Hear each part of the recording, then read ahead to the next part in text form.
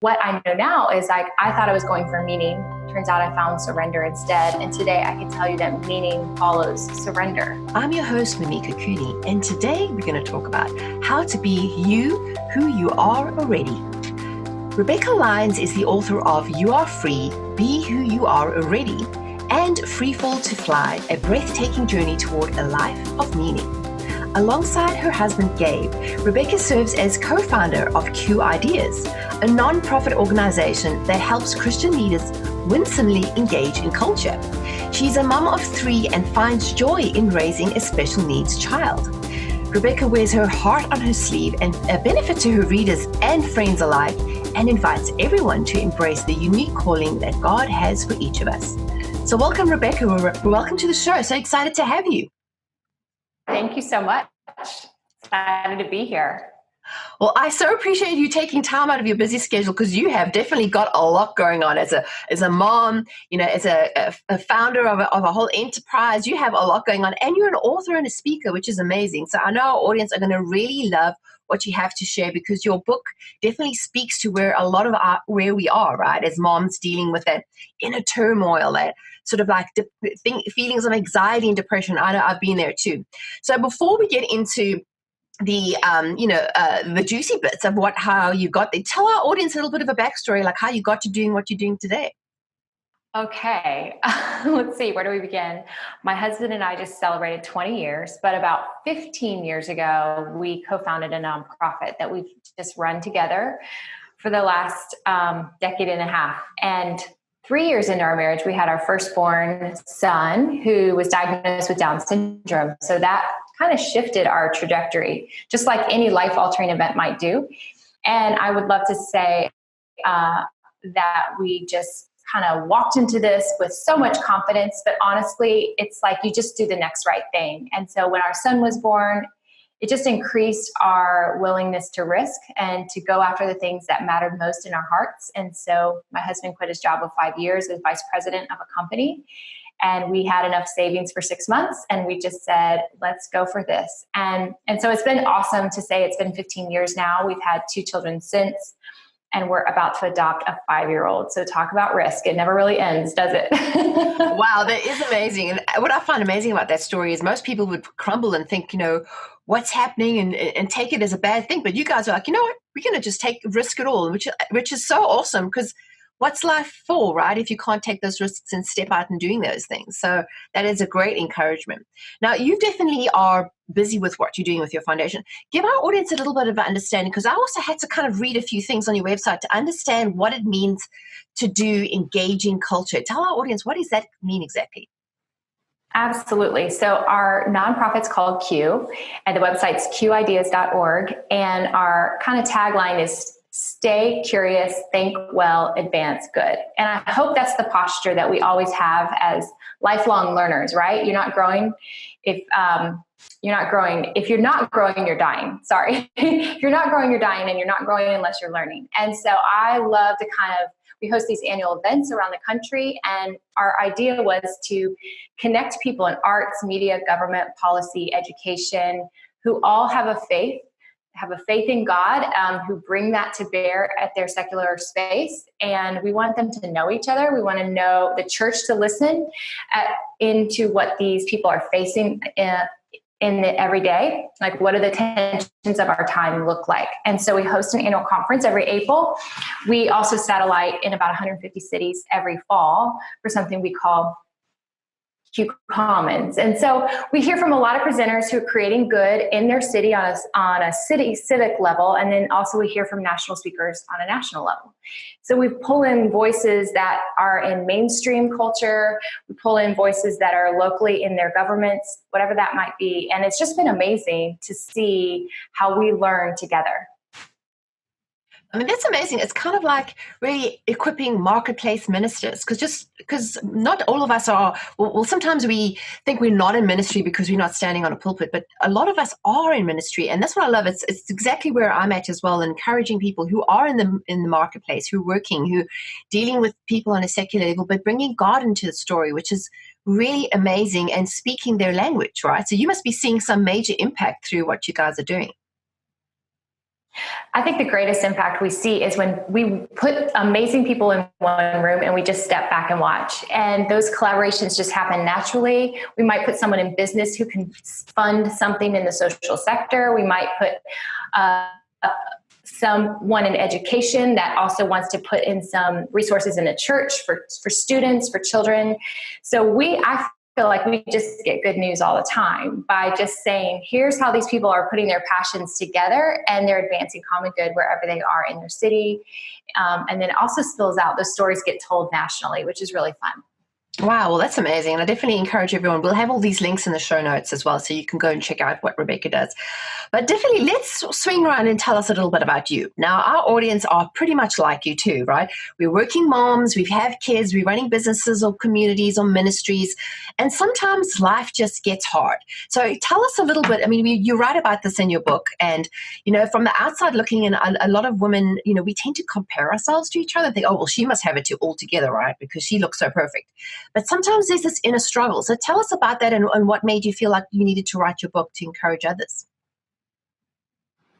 Well, because I didn't really, apart from being a partner with my husband and founding this nonprofit, I actually didn't do anything on my own. I was very much founding my kind of vocational role as his support, which meant wear a lot of hats in a startup, as you might know, which means I did accounting, and I'm horrible at accounting, and I had to do HR. And I remember when we were younger, I would literally quit my job pretty much every night in bed as we would argue about the day and all the things that I did not do well and that I hated doing.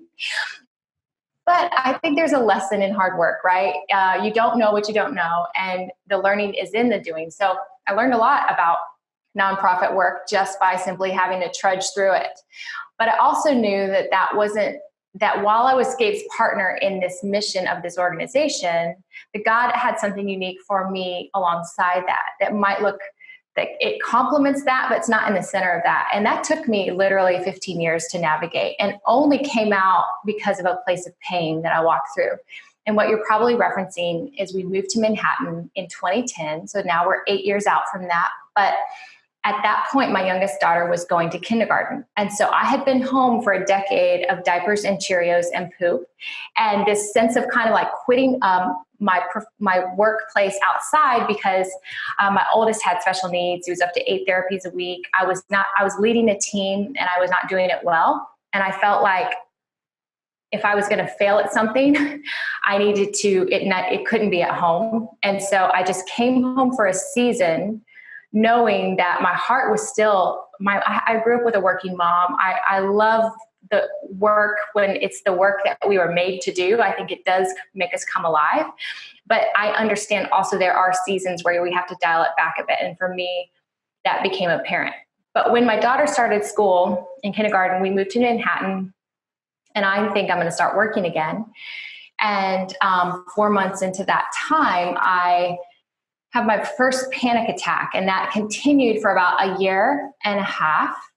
And then I started to walk out a healing journey. And what I know now is I thought I was going for meaning. Turns out I found surrender instead. And today I can tell you that meaning follows surrender. We often want a life of meaning, but we're not willing to give up the life we're currently living, whether it's comfort or ease, or even we don't even want to be healed, because it means we'd actually have to stop being a victim. We'd actually have to get up and do something with that freedom. And so God just took me there, and I never thought at the time that I would write or that I would speak publicly. That was just not at all on my radar. But God knew the talents He gave me in the womb, that those would surface again, and I would use those for the things that break my heart. And so now I can say that calling is where your talents and your burdens collide. And talents are the birthright gifts you get in the womb that God just puts there. They're effortless for you. When you're 8 and 9 and 10, you do them so much, you drive your parents crazy. You just don't even think about it. And so for me, I read 62 Nancy Drew books in 4th grade. I was called Becca Book. I was totally nerd. We didn't have a TV till I was in middle school. So I learned about life through the power of a written story. And then I know now that readers make writers, but I didn't take one single writing class in college. I just was always reading. And so when I came across this part of my storyline, so burden is the other part of calling. It's where it's this it's informed by the story you've lived, the family you were born into, the things that broke your heart. And so for me, my story was that mental illness was part of in my family. I started to experience it. I also gave birth to a special needs son with an IQ in the 40s. So I'm like sandwiched between even generations in my own family that are struggling mentally. And then I've also been gifted with communication and writing that I just didn't even know I had. And so those two things kind of came together. And I believe that that's kind of the tip of the arrow for where our calling kind of comes. And so if burden's informed by the things that broke your heart, I think calling for a lot of women surfaces again when we walk through a season of pain and we come out on the other side and we're like, okay, I learned so much in that hard season. How can I help someone else who's walking through that same season right now? Well, that's very encouraging because and that's what I love about your story is that, you go through things, but you see them as tools. So like, we're not thinking of, oh, woe is me, this is what happened, how am I meant to cope? It's turning it around and flipping it and saying, okay, I went through this, but it's not about me. It's about how God's using me. And that is so encouraging. So what have you actually found now do you feel differently about the work that you do? Did you have a particular aha moment, or has this just been like sort of a step-by-step process that you've sort of... Yes, I believe it was an unfolding, right? You take the next right step. And I remember I started having a word for the year in 2011 when all this shifted. And in 11, my word was rescue. And I felt like the Lord kind of pulled me out of pit of sadness, depression, despair, and just said, this is not the end of your story. You're not finished yet, girl. You're only in your 30s. So you need to not let this be the end. And I think that's where people get stuck. We see our current moment and we're like, this just must be the new normal. But that's despair. Despair is when we believe we can never actually change. But I believe despair is like the gateway to surrender. The moment we surrender all our fighting to kind of fix everything, God comes in and he's like, I can do this for you on your behalf. You don't have to do this. And not only do what the enemy intends for harm, I'm going to use it for good, right? I'm going to now give you a story you can't shut up about. And I'm going to open doors so that you can share those things. And so that's how it happened for me. It just kind of turned into a book proposal, which turned into a contract, and again, even then I never thought I would teach. I just thought, oh, this will be fun to write and kind of hide behind my laptop. And then I remember the first time I ever spoke. This is why I'm not the person who should be sharing these things, because I feel like I did everything wrong. But I stood up and I said, this is the first and last time I will ever speak publicly. I said that. And then I proceeded to cry for like a whole hour and like snot to the ground. It was so embarrassing. And I just thought, okay, seriously, what is happening? You got the wrong girl here. But God again used that moment to say, just stop being the one who's in charge of what you think you're doing and you're not doing. I'm going to make it clear. And so for the next several years, I had new words for every year. And a couple years later, the word was open. And I said, God, I won't push any door open, but whatever door you open, I will say yes, and I will walk through. And that's kind of honestly just been the posture from there till now. Most times I speak, I don't know where I'm going. It's just until we talk on the phone a week prior and I say, tell me about your people, tell me why you invited me, whatever that is. There's a real release. God might say tomorrow, like, you're done, and that's fine too, because I really don't ever want those things to be my attachments of identity. I don't want writing to be my attachment to identity. I don't want speaking. I don't even want my role as mother. My God says, first and foremost, I'm a daughter of God, who he entrusts with birthright gifts, who he calls out destiny over, but he's in charge of what that looks like. And I don't need to stress about it. I can just follow and say yes to whatever way he says go. So if he says, hey, now adoption's a part of your story, I'm like, okay, and I just want to live in a way of like, I think freedom is a slow and steady process of handing things over. And so I want to continue to have arms open, palms open to release, because I think that's actually the life that was always intended for us. And it reminds me of that saying where, it says God, he qualifies the chosen. He doesn't choose the qualified. Like he qualifies us along the way. So even when we're out of our depth, which is great. I mean, I have a very similar story to you, and I sound like two sisters from another mother, because the same journey you've experienced, and you have those feelings of, oh God, why would you choose me? Like I don't feel nearly enough equipped to do this. But at the same time, you graduated from the Control Freaks Anonymous club, and I've given up my membership to that because I realized trying to control everything just creates that anxiety and that stress, right? So looking back at your journey, what tips could you offer our audience, some actual practical steps that you took?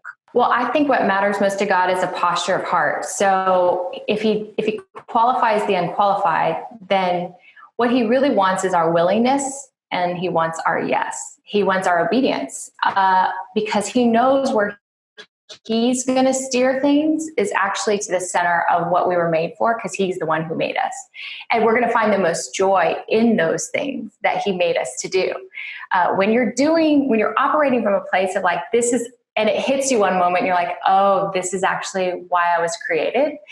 There's no greater joy than that, because then you're like, yes, I would have not known this had I not done this, without any other plan on my own. And so that, I think, a willing heart, obedient heart, and then also I think doing the heart work of just saying, God, make sure this is not about me, but it's about you. But then practical things, obviously, take care of yourself, get good rest.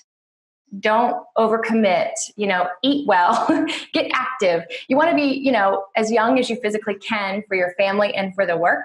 And so I do think there are real practical things that we just sometimes cannot neglect ever, as far as living this to the fullest in the way that we can. Well, those are really some great tips. And it just shows you that we're not alone. We're all going through this process of trying to navigate life, and then just kind of as we go around the bends, God shows us. And what I love about your story is you showing that really the ultimate thing is surrender, and understanding that God knows us better than we know ourselves, and just taking that step.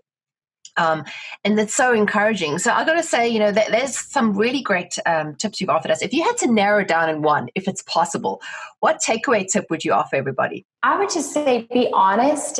If you're struggling with narrowing the focus, maybe you have a lot of ideas and you think, well, I'm good at a lot of things. How do I know if this is a talent or a hobby? I would say narrow in on looking at the things that you just can't shake, that keep coming back. And I believe our calling or our purpose is attached to the things that require sacrifice, that require faith and risk, that might not make sense to everyone else, but something in your heart, like your countenance changes when you talk about it. You kind of come alive a little bit. You get crazy eyes. People can tell that that's the passion and a burden God's placed in you. And don't just ask the question, what am I supposed to do with my life? Ask the question, why? Why does it matter so much? Because if you can answer the question why, God will obviously give you all the tools and resources and the team and bring people around to help you answer what and how. But you are the only one who can really answer the question why. And when you know that, then that's kind of your steer. That's your rudder. That's what keeps you kind of centered. Then all these other things will help you navigate if you should say yes or should say no, because does it fall within those guidelines of why you do the work that you do? Well, that is some great. It's always like the why, right? Coming back to that is really encompasses everything, because if we don't have the right motivation, we can be chasing the wrong things and putting our effort into the wrong areas. So I've got to say, I really appreciate all the information and your heart and sharing your story. It's really encouraging to our audience. Would you be willing to pray for our audience before we wrap up? Oh, absolutely. God, we love you. We thank you so much for the gift and the privilege it is to walk in vocation and call. We thank you that you are the one who begins our call. You're the one who invites us into something. And I pray for every woman that is hearing this, God, that whatever it is that you're prompting them, Lord, that it become evident, whatever that next step looks like. I thank you for courage and for boldness. And I ask that you would go before us like you always do, that you would bring people around, and that you would build our faith and our ability to just surrender and release to you in the process. We ask all this in Christ's name. Amen. Amen. Well, thank you for that. It's so encouraging. I love it when our guests pray for our audience, because I know they just love that encouragement, feeling like this coming directly from you. So before we wrap up, tell everybody, what's the best place they can get in touch with you and find you online? Sure. My name is RebekahLyons.com is my website. So, and my name is spelled a little different, RebekahLyons. So RebekahLyons.com. And then you can find me at Rebekah Lyons on all social media, Twitter, Facebook, Instagram. And then the latest book, You Are Free, is available on Amazon, Barnes & Noble. Most places books are sold online and in bookstores. So hopefully that would be a resource that would encourage you. Definitely. And we'll have all these notes, these links in the show notes. So definitely scroll below the video if you're watching now and get those links so you can get her book, and definitely leave reviews. I know as authors, we love reviews. We love to hear comments and feedback. So if you enjoyed what we shared in today's episode, make sure to share it with your friends. I'm sure you know somebody who could be encouraged by what Rebekah shared today. If you want more free resources that we only share with our newsletter community, go to mimikacooney.com and sign up today. We have great resources like ebooks, inspirational screensavers, printables, and exclusive access to our community. And again, if you loved what we had to chat about today, leave your comments, any feedback, aha moments, we would love to know. And as always, reach out to our guests and say thank you so much for them for sharing their awesome stories on the podcast today. So I'm going to say thanks so much, Rebekah. I really appreciate you fitting me into your busy schedule, and I look forward to hopefully meeting you in person sometime soon. Yes, thank you so much for having me. You guys have a great day. Take care, everyone. Till next time. Bye. Come and follow me on Facebook and Instagram, where I share lots of inspiring content.